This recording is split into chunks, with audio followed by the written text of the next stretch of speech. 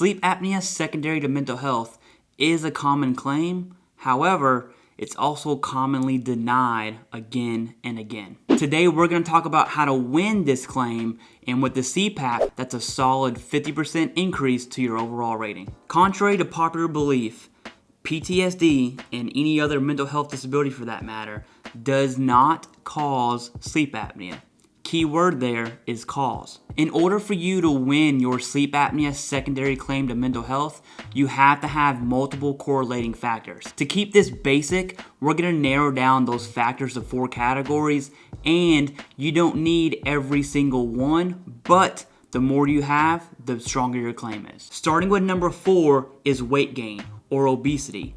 And yes, you can service connect obesity, and notice how I use air quotes there because the VA isn't going to recognize that as a rated disability. However, they will recognize that your weight gain or obesity stemmed from service. Obesity is a solid intermediate step to sleep apnea and other conditions like hypertension. Number 3 is going to be breathing in heavy particulates.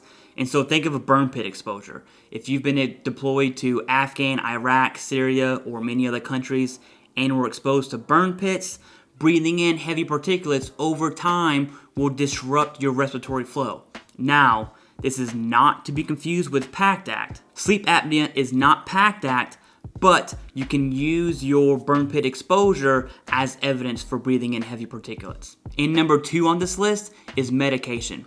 A very common medication that the VA prescribes is gabapentin, and gabapentin is known to lead to sleep apnea.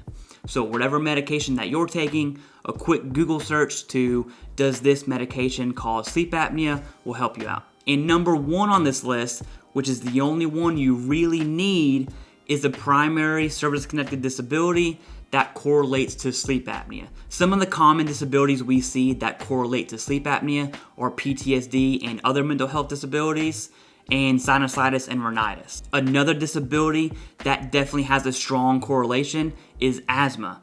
And asthma is connected under the PACT Act. And if you have asthma and sleep apnea, it's very common for the VA to combine these ratings. But under certain circumstances, these ratings can be combined and receive a higher rating.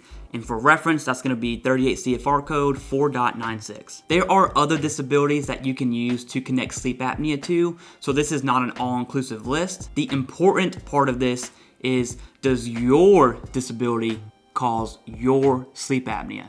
It's not the same for everyone.